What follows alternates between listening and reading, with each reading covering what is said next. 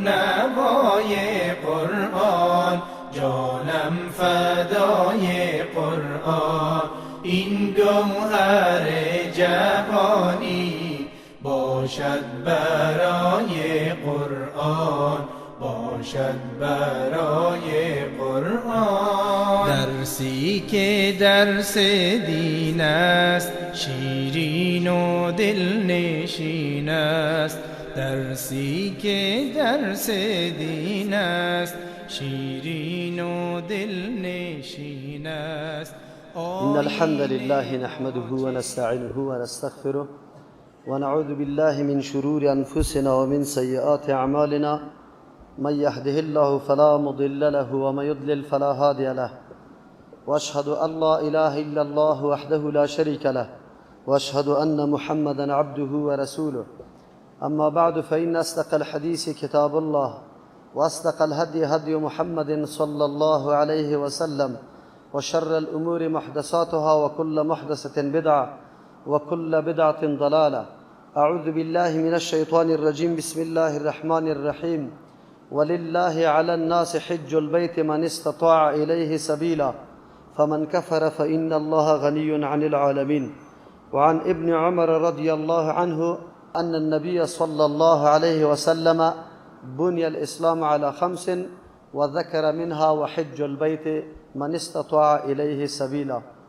حضار گرامی، برادران مومن، در زمان قرار داریم که قافله های حجاج طرف بیت الله الحرام از نواحی و گوشه های مختلف جهان می آید. یکی از جمله ممالک اسلامی وطن ما و شما گفته میشه، چون ساکنین این منطقه مسلمان هستند و از اینجا بسیار مردم ما و بسیار شور و شوق و ولوله زیاد، محبت و میل و رغبت زیاد به آرمان رفتن به بیت الله می باشند. نه تنها که تمنای آرزوی از این خیلی زیاد قوی از این مردم ما می باشه، بلکه حتی آماده به دادن رشوت ها هم هستند و حق تلفی دیگران را هم می کنند. البته به فکر ازی که ما به این عمل خود گناه نخت انجام میده، اما آن که حجش راستی هم گناهش از بین میبره یا نمیبره یک امر احتمالی است.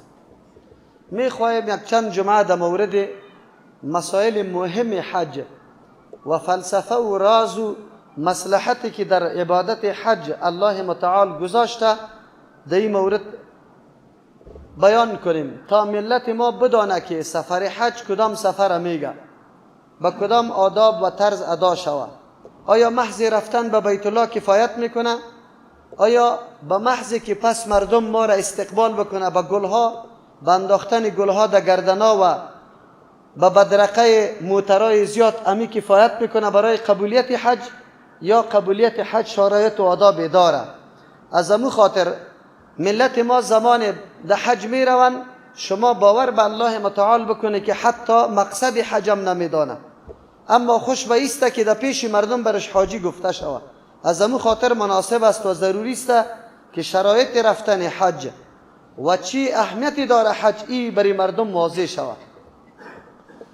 اسلام که عبارت از اعمال ظاهری و انقیاد ظاهری است، در حدیث جبرئیل امین زمانی که خود به شکل یک آدم بیگانه در پیش پیامبر صلی الله علیه و سلم زانو میزنه، اولین سوالی که مطرح میکنه از پیغمبر علیه السلام جبرئیل امین موضوع اسلام است. زمانی که سوال از پیغمبر علیه السلام در مورد اسلام صورت میگیره، پیغمبر جواب میده، ارکان اسلام 5 معرفی میکنه. شهادت ان لا اله الا الله، اسلام گفت عبارت از شاهدی دادن به این گپ است که نیست لایق پرستش و بندگی غیر از الله و ان محمد رسول الله. شاهدی دادن به این است که محمد صلی الله علیه و سلم رسول الله است. اولین رکن اسلام یا اولین جزء اسلام که به او ما داخل اسلام میگردیم مسئله شهادت است، به 2 جزء یا 2 جمله که بارها انشاءالله تکرار شده. مردم حقیقت عزیز میدانند که عقیده داشتن به یکتا پرستی الله و به نظام الله چی معنا؟ و پیغمبر چه قسم ما و شما پیغمبر بگیم؟ به کدام حیثیت قبول داریم؟ قبول کردن پیغمبری پیغمبر چی لوازمی داره که ما باید او را در زندگی خود انجام بدیم؟ بعد از او پیغمبر علیه السلام میگه و تقیم الصلاة، تو نماز قائم میکنی. بعد از او میگه و تحج البیت، در یک روایت و تصوم رمضان، در یک روایت و تؤتی الزکات. پس از نماز زکات ذکر میکنه، پس از او یا روزه یا حج بنابر اختلاف روایات. در اینجا برای ما واضح میشه که اسلام پیغمبر علیه السلام یعنی انقیاد ظاهری انسان توسط 5 چیز تکمیل مییابه: اقرار یا اعتراف به زبان به 2 قسم شهادت، که یکی شهادت در مورد نظام یکتاپرستی الله و دوم شهادت رسالت پیغمبر صلی الله علیه و سلم، دوم اقامت نماز، سومم روزه گرفتن رمضان مبارک و سومم زکات، چهارمم رمضان مبارک یا بنابر بعضی روایت حج مقدم ذکر کرده و پنجمم حج بیت الله شریف. معلوم شد که اگر یک مسلمان 4 رکن اسلام دیگری را بجا بکنه و 1 رکن از پیشش باقی بگذاره، با وصفی که توانمندی داره، با وصفی که قوت یا توانایی از این داره که به بیت الله بروه، اما این آدم میگه نمیرم در حج، چی مفهومی داره؟ اونجا هیچ چیزی نیست، نه منظره های زیبا و دلکشی است که بریم سیل بکنیم، نه خب موقع یا موسم تجارت است که منفعت بکنیم. ما چی کنیم؟ در دشت و بیابانی که خشک و خالی است، در جاهای خیلی زیق، در اونجا ما چی بکنیم؟ بلکه به زبان خود زمزمه های دیگری را هم میکنن و میگن امی پیسه تا به فقیر بدی، لیکن در حج چی میکنی؟ حج امینجاست. شاعرام امی ترکست زمزمه کرده و امی گپ گفته که دل به دستاور که حج اکبر است، از هزاران حج چی میگه؟ از هزاران کعبه 1 دل بهتر است. این گپ غلط است، این گپ نادرست است، این گپ الحاد است. اگر این گپ درست می بود الله متعال برای ما فرمان میداد که 1 دل به دست بیاری، خلاص. ضرورت برفتن حج، کشیدن تکالیف و مشقت، مصرف و خرج کردن پولیتان و این قدر وقت و زمان در اونجا ضایع کردن هیچ مفهومی نداره. اما دشمنان اسلام به انواع گوناگون حملات سر اسلام داره. بعضی را در لباس دین اغوا میکنه، بعضی را در لباس دین اعتراض میکنه. به اینمی قسم به این فکر هستن که البته به این گپای ما خوب معرفی میشیم، معلومات کافی از دین نداره، خبر نداره که حج فریضه و رکن اسلام است. بدون انجام دادن این رکن اسلام تکمیل نمیشه. از امو خاطر در مورد رفتن حج بسا سوالات خیلی زیاده در پیش یک تعداد مردمی که فلسفی رقم است، عقلیات خیلی زیاد مقدم شمرده و زیر تاثیر فلسفه های غربی رفته، در نظام غرب زندگی کرده. پس میگه رفتن حج چی مفهومی داره؟ چرا اینجا گرسنه را ما سیر نکنیم؟ چرا اینجا فقیر ما برهنه را لباس ندیم؟ چی ضرورت است که قدر پول مصرف میکنیم؟ اما انشاءالله در جمعه های آینده قدم به قدم درسای عظیمی که از این عبادت بزرگ الله برای کسانی که اراده حج داره برشان حاصل میشه، معلوم میشه براتان که یقینا هر حکم الله متعال مشتمل به فلسفه های خیلی زیاد، اما وقتی ما درک نمی کنیم فایده مادی و ظاهری از او را، فکر میکنیم این امر لغو و ضایع است. عقل ناقص انسانی چقدر توانمندی داره که امو رازهای نهفته احکام الله متعال درک کرده بتانه. این بیچارگک از نفس خود آگاهی نداره که نفسش کدام قسم اهمیتی داره، نفسش از چی چیز جور شده، روح چی را میگه و چه قسم در بدن ما سرایت کرده. لیکن در مورد احکام الله متعال باز زیاد گویی میکنه. این قسم سوالا را در پیش بعضی مردم مطرح میکنه، در قلب مردم یک نوع شکوکات میندازه. این در حقیقت دعوت به سوی الحاد است، به سوی دین نیست. الله متعال فقیر وظیفهش، فقیر حسیش در مال تو مقرر کرده. بر علاوه زکات که فریضه چهارم است، قبل از حج امی فریضه سری تو است. اگر تو مسلمان تنها فریضه زکات انجام بدی، نخواد فقیر باقی بمانه. ما ضمانت میکنیم که اگر تو دهای مسلمان فریضه بزرگ الله را که زکات است به وجه احسنش بپردازن، در جهان اسلام کسی فقیر دیگه دیده نمیشه. افسوس است که از این فریضه ها کسی آگاهی درست نداره، نمیپردازن.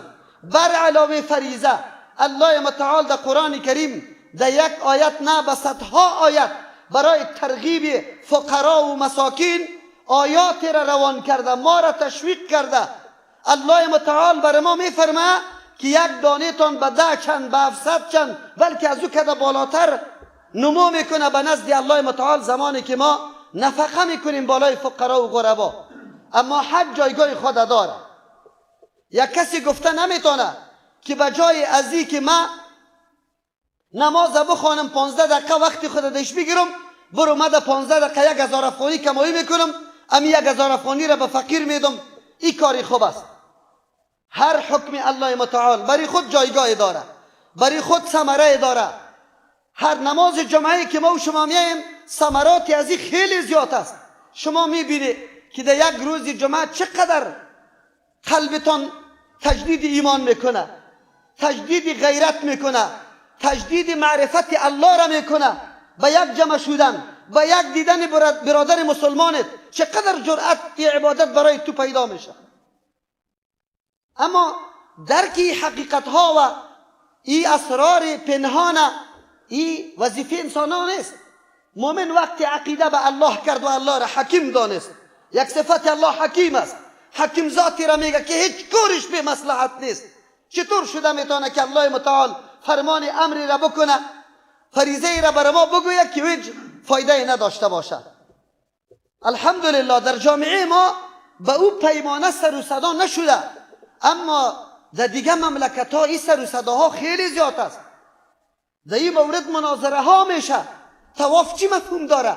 سنگ حجر اسود بوسیدنش میگه چی مفهوم داره؟ جمره زدن چی مفهوم داره؟ اینقدر قربانی ها را در مینا کردن. چرا در یک مملکت حتی از مسلمان و خیلی مسلمانی که خود متدین میگیره از اون ما این گپا را میشنویم؟ از امو خاطر است که ضرورت است که ما مکمل، اگرچه ما نمیتونیم کل اسرار ازی را درک بکنیم، بیان بکنیم، به مقدر استطاعت آن چیزی را که الله متعال بر ما آشکارا کرده به زبان پیامبر صلی الله علیه و سلم، ما باید درک بکنیم که حقیقت دین ما چه قسم است. الله متعال فرمان داده ولله علی الناس حج البیت، خاص برای الله متعال است. آیات قرآن کریم کلمات خیلی کم می باشه، اما آنقدر مفهوم و مقصد طولانی داره که پرسان نکو. در یک کلمه لله که پیش ذکر میکنه، نمیگه که الحج حق لله علی الناس، بلکه میگه ولله، خاص برای الله. حج فریضه است، عبادتی است که از ابتدا و آغاز باید نیت و اراده خیلی صفا خالصه باید داشته باشی. چرا الله متعالی طور میگه؟ در عبادات دیگه خودنمایی و سمعت و شهرت طلبی و قدر زیاد نمی باشه. اگر کسی نماز زیاد میخونه او قدر زیاد مردم برش توجه نمیکنه.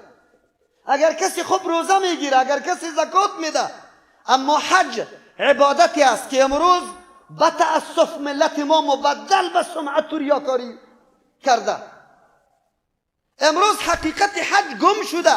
ملت ما مقصد حج نمیدانه. در فکر عزیز که کی مردم بر ما بیاید مشهور شویم. یک رواج دیگر حجاج ما شروع کرده. جناب محترم، خانه گشته که شروع میکنم من در حج روان هستم. چی ضرورتی است؟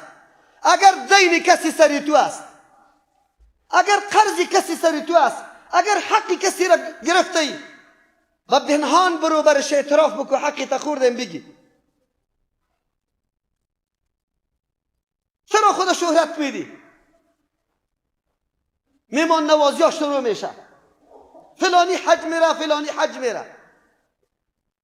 با جای از که یک حاجی صاحب میمان میکنی به خاطر یک واده 1 کیلو گوشت تو وقتی از مال میگیری 300 افغانی است.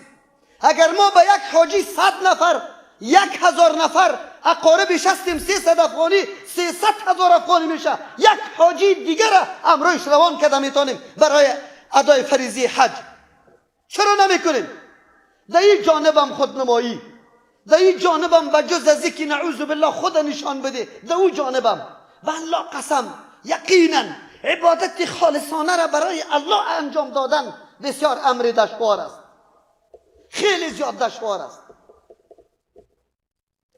که اگه عبادت الله را آدم انجام بده. امروز در وطن ما حج ادا کردن به خاطر اودور زادگی است. امسایه به حج کرده ما چرا نکرده، بچه کاکا حج کرده ما چرا نکرده، قرض میکنه مالی خدا میفروشه در حالی که سرش واجب نیست، رشوتا میده، میگه ما در حج برم. پذیرایی ها زمانی که از حج پس میگرده انشالله این بدعت ها را براتان میگم. یک حاجی باید چه مفکوره داشته باشه زمانی که از بیت الله پس رجوع میکنه به سوی خانه خود، چی آرمانی داشته باشه، مردم چی آرمانی برش داشته باشه. تأسف است، آن چیزی که دین است او متروک است، او را مردم یاد نداره. آن چیزی که خودنمایی شهرت و باطل کننده عمل است، عمل بالکل برباد میکنه، او به نزد مردم رایج شده، شهرت پیدا کرده. قرآن کریم در می آیت ولله خاص برای الله، خاص برای الله کی میشه این حج؟ هیچ لحاظ چیزی دیگری را امرش نکرده باشه، نه مقابله با کسی، نه برای از اینکه مردم بیاید باز دست مرا بوسه کنه که حاجی صاحب است، نه لقب. همین کلمه حاجی را که ما استعمال میکنیم در زمان حج درست است که دمو فرصتی که مراسم حج انجام داده میشه از همون خاطر اونجا یک برادر با برادر دیگه خود یا حاج میگه، چرا دمو فرصت حج کننده است. مثل که ما یک کسی نماز میخونه در حالت نماز این نمازگزار گفته صدا کرده میتونیم، یک کسی در حالت روزه است این روزدار گفته صدا میکنیم. اما امروز ما را کسی روزدار نمیگه، روزه رفت خلاص شد. در روزهای حج که مراسم حج انجام داده میشه حاجی گفته میشه، اما پس از این حاجی لقب چرا باقی میمانه؟ سبب تباهی آدم است، سبب دربدری و بربادی اعمال نیک ماست. بسیار مشکل است این ملت فهماندن. این را بگذار که ریا داخل در حج میشه. برو از عقیده حاجی سوال بکو که در طرف حج روان سوال بکو که چی میکنی. چند روز پیش یک برادر برم زنگ زد، گفت مولی صاحب اینجا خطش یک کسی از دوستا بود، جر و بحث کردم، سنگار از جبل نور آورده، این را چطور کنیم؟ آلی چطور کنیم؟ قناعت کرد که بله ما کار ناشایسته ای را انجام دادیم، آلی این سنگار را کجا پرتیم؟ من گفتم سنگای عادی است، هیچ گپی نیست، نه توتی بیت الله است نه آیت کتاب الله متعال است، بنداز شده یک جای. حاجی افغانی ما از اونجا سنگ جبل نور جمع کرده میاره در افغانستان که چی کمالی داره.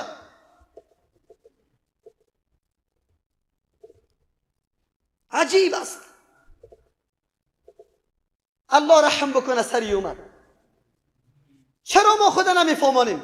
حجاج به حج میره، معلمینی که برای از یا مقرر میشه، شما باور به الله بکنه اگر در حصه توحید و عقیده سخنی هم برشان بگوید، فقط مراسم عملی برشان گفته میشه اینی اینطور میشه اینی اینطور میشه، آخران فتوایشان نیست که جمع بین صلاتین نکنه در مذهب ما نیست، قصر نکنه در مذهب ما نیست، کلی گپا را در مذهب وابسته میکنه. حاجی صاحب با جز از اینکه رفت و پس آمد، شما باور به الله بکنه اگر عقیده توحید الله را در ذهن داشته باشه. ما در سر منبر شاهدی میدم که حاجی برای ما میگه که مولی صاحب حاجی صاحب دیگه مرا گفت که چه وقت در مزار سخی بریم. چرا؟ اگر در مزار سخی نرویم حج ما ناتمام است. من حاجی صاحب گفتم که حاجی صاحب محترم، اگر یکی از جمله جزئیات حج رفتن به مزار باشه، پاکستانی ها کجا با؟ این سخی خود مزار است. این هندوستانی ها که حج کرده، این عربستانی ها که حج کرده، این عراقی ها که حج کرده، در امریکا مسلمان است، در فرانسه و انگلستان مسلمان است و هم حج کرده و در کدام سخی بره. اینقدر جهالت در این ملت حاکمیت داره. تا حالی را در ملت ما این گپ خیلی زیاد مشهور است. اگر در غزنی ما چون چند زیارت کم شده وگرنه کعبه در اینجا جور میشد. این کدام گپی الحادی است؟ کعبه اولین خانه ای که در روی زمین الله نهاده.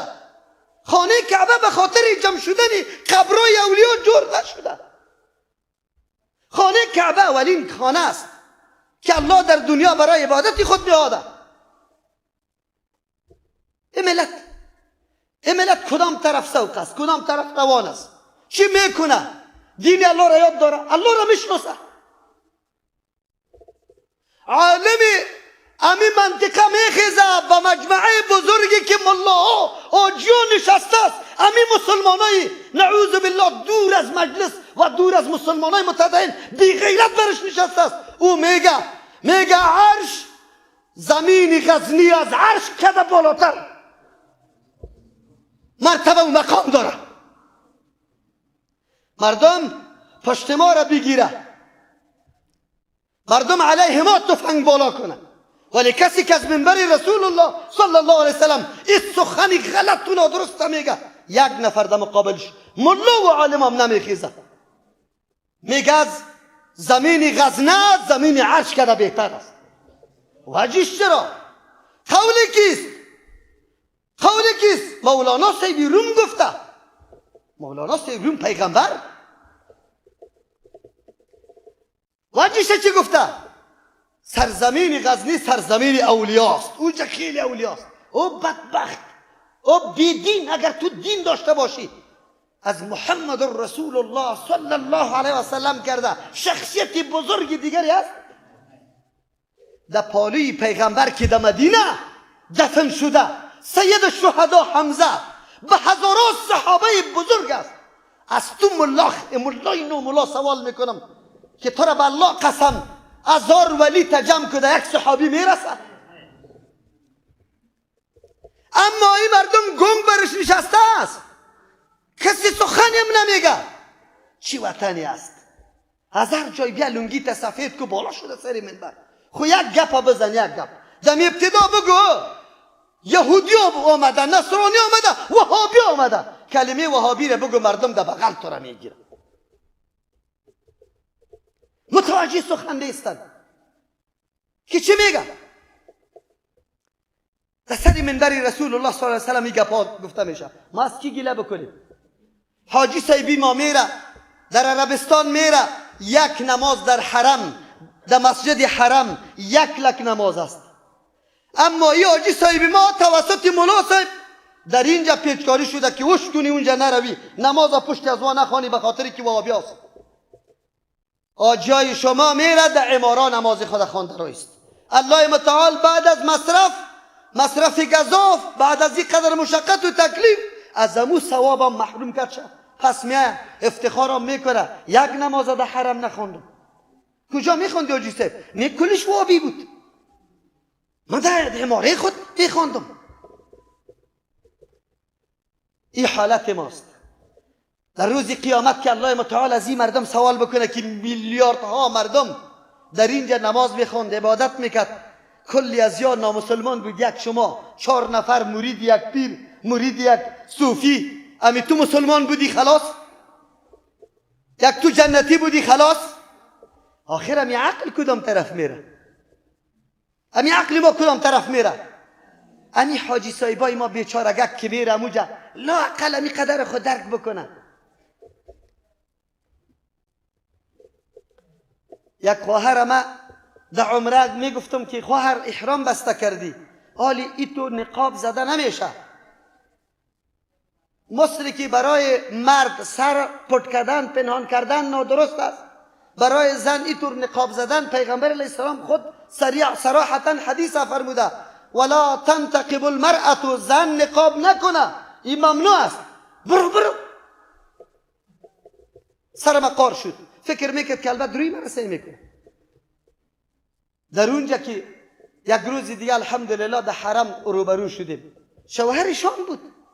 و شوهرش گفتم بیچاره لبیک اللهم لبیک نمیفهمید، مسئله احرام نمیفهمید. از پیش سوال کردم شما که اینجا میری اول عمل چی میکنی؟ میگه ما نمیفهمیم.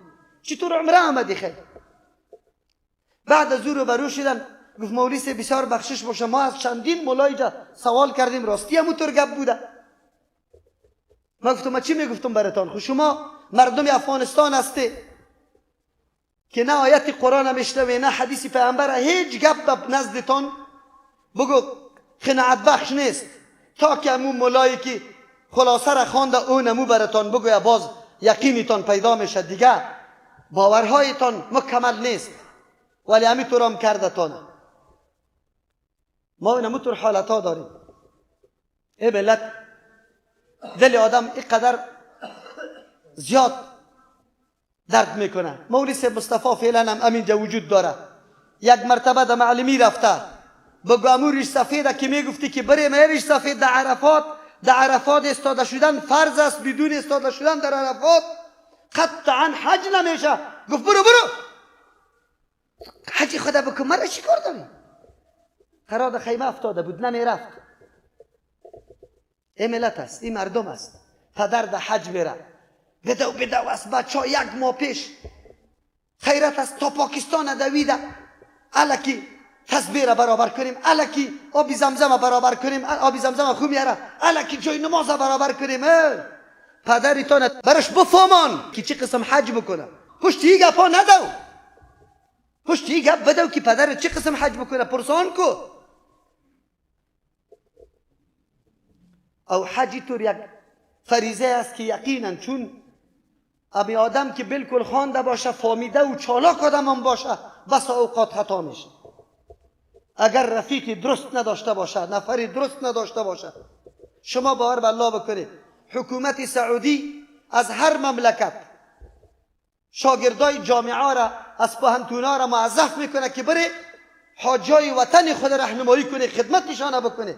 شما باور به الله بکنه، شاگردای جامعه مدینه ما را گفت که مولوی صاحب ما را از سر قبول نمیکنه، گپی ما را نمیشنوه. ما میریم خدمت حاجی صاحب میکنیم که حاجی صاحب اینی قسم حج میشه. گفت نه برو رنگیت از ما گم کو، تو کدام رقم دیگه است. مردم ما اینی حالاتش است، اینی مسئله حجشان است. الله رحم بکنه. عزیزان گرامی، ما باید دین خدا بدانیم. امروز در یک مجلس بودیم، موضوع عقیقه یاد شد. چند گپه که من در مورد اولاد گفتم که عقیقه سنت است. طفل سرش تراش میشه، برابر موی سرش یک چیزی صدقه میشه از طلا یا نقره، تحنیک میشه، در پیش یک عالم یک آدم خواب برده میشه، یک چیز شیرین در کامش بده، نامی نیک سرش مانده شوی. از جمله حقوق اولاد است بالای پدر و مادر دمی مرحله. یک برادری که خیلی سن و سالش در 65 70 بود گفت من خواهم این گپا را نشنیدم مولوی. ما گفتم بله نو شنیدی. علتش است که ما فقط مسلمان میراثی و تذکیره استیم. وقتی در سن بلوغ رسیدیم پدر و مادر را دیدیم که وضو میکنه در مسجد میره، ما همونطور میکنیم، وضو میکنیم در مسجد میریم. یک روز سوال نکردیم که اسلام کدام دین است، چی امتیازی داره، این دین از ما چی تقاضاهایی داره، کی ما یقینا متدین میشیم. اگر ما کلمه شهادت مقصدش ندانیم، عوارض و نواقضش ندانیم، اسلام ما محفوظ باقی میمونه. از امو خاطر ملت ما فکر میکنه یک مرتبه به زبان لا اله الا الله محمد رسول الله بگو خلاص دیگه، اگر 1000 نواقض اسلام هم انجام دادی بازم تو مسلمان باقی ماندی. منظور چیست؟ به اعتنایی به دین خود، اهمیت ندادن به دین خود. اینطور پیسه زیاد هم مصرف میکنی، 1 ماه 2 ماه از اهل و اقارب تام دور میشی، سفر طولانی هم انجام میدی. چطور آمادگی قوی برای ادای فریضه الله نگیری که من فریضه را به کدام دستورات و کدام آداب ادا بکنم؟ تو باور به الله بکن که یک نفر پیسه بدی و بگوی مقرر کنی که برای من مدت 1 هفته برای من حج شخصا یاد بدی، چرا که اهمیت پیشش داشته باشه. اما اکثر حجاج ما حتی در متعلم وزارت حج و اوقاف هم که مقرر میکنه همونجا حاضر نمیشه، نمیره. چرا؟ مصروف هستم والا، در دکان بند هستم رفته نمیتونم، در دریوری بند هستم رفته نمیتونم. تو سبا که در حج میری چه قسم انجام میدی؟ سراسیمه حیران باقی مانده بباشه. ایره چی میکنی؟ نفرا احرام بسته کرده، شانا لچ است. او مردم چرا شانا را لچ کرده؟ اوی تو نمیفهمی؟ احرام که بسته کردی شانه لچ باشه. من گفتم نه، در هنگام طواف باید این شانه لچ شود، دیگه وقتا شانه پرت باشه. تو نمیفهمی. میگه مولا هستی یا نه؟ من گفتم خیر مولا خو نیستم، یک چیزی خواندم، لیکن اینجا لچ کردن شانه چی نیست که احرام بسته کردی شانه لچ باشه. نه نه نه تو نمیفهمی، ما را مولا گفته اوجا که احرام بسته کردی شانه لچ باشه. عجیب گپاست که ببینی. در عمره طواف آخر کردم که یک چند از مردم پشاور بعد از ختم طواف یکی با دیگه خود لاف میزنه، یکیش خونش روان است از رویش. لافی چی را میزنه برادرها؟ گفت مسح کردم، خود رساندم. گفت اینقدر خوش است، خونش هم روان است. من برش گفتم بیادرم چی را مسح کردی؟ گفت حجر اسود خود رساندم. باز من گفتم تو خبر داری خون چرا؟ گفت بلا خیلی زیاد ازدحام شد و دقت گیر آمدم. من گفتم الله متعالی امر برات کرده؟ 2 مرتبه من گفتم ما در عمره آمدم لیکن تعالی را بوسه نکردم. علتش چیست؟ ازدحام است. ما مامور به این نیستیم. حج ما را امر میکنه که هیچ نوازان را اذیت به کسی نرسانیم، لیکن اینجا جای ما که پس میه با مولوی صاحب تصویر میکشه. با خودم کشیده مولوی صاحب ایره مخصوص برای تو. چرا؟ ایره در سنگ حجر الاسود زدم. حاجی صاحب در ازدحام حجم تو حجر الاسود برات میاثر شد؟ والا میاثر خو نمیشد، خو بسیار زحمت کشیدم، بسیار خدا نیخ کردم که اینطور کردم. ایره چی میکنی؟ زنا در این قد خدا زنا میزنه. ای کدام دین است؟ اونجا ما فهمیدم، اونجا ما درک کردم که علمای امت در تمام اکناف جهان چی مسئولیت و رسالت در مورد فهم مردم خود داره. گفتم این مردم که نیان بویی را اینجا سری سنگ اسود کده را ایستن، ای از بخاطر بیعلمی و نادانیشان است. اگر عالمش برشان میگفت اینمی مشکل اینجا نمی بود. خو افسوس است که علما در مناطق مردم خود نفهمانده، از مسائل دین آگاه نکرده. اگر یا آگاه می بودن به این سرنوشت مبتلا نمی شدن. ما دین باید یاد بگیریم، متوجه باشیم. از همون خاطر انشاءالله این سلسله را شروع میکنیم که حج به چه قسم به کدام شرایط ادا میشه و حج چی است. برای ما واضح میشه در این آیت قرآن کریم که تنها یک ولله را گفتیم، خاص به خاطر الله، خاص به خاطر الله. علی الناس، بالای مردم، حج البیت، قصد کردن بیت الله است. در بیت الله چرا قصد بکنه؟ چرا بروه؟ فلسفیش براتون گفته میشه ان شاء الله. و بعد از الله متعال میفرماید فمن کفر فان الله غنی عن العالمین. کسی که کفر میورزه، رفتن در یک خانه که اینمی قسم خانه 4 شنگه است، چی اهمیتی داره این خانه؟ مردم از کجا سفر بکنه برای خاطر. کسی که عقلانی باشه و عقل پرست باشه، دیستی در ذهنش میاد ما چی میکنم اونجا؟ امی دیستی این کار میکنه. حج چی؟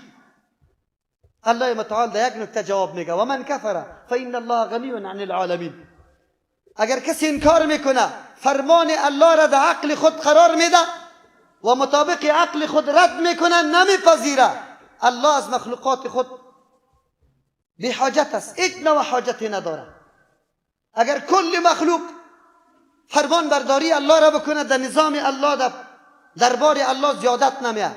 اگر کل مخلوق انکار بکنه، تاوان و نقصان برای الله نیست. الله احکام خود برای منفعت ما مقرر کرده که ما از او منفعت میگیریم. برای ما واضح میشه باز که حج چی منافعی داره. انشالله در جمعه های آینده اگر حیات باقی بود این موضوع را دنبال میکنیم تا بدانیم که حج کدام فریضه است و با کدام آداب و شرایط ادا شود. بارك الله لنا ولكم في القرآن العظيم ونفعنا وإياكم بالآيات والذكر الحكيم. استغفر الله لي ولكم ولسائر المسلمين فاستغفروه إنه هو الغفور الرحيم. شیرین و دل نشین است آیین ما چنین است.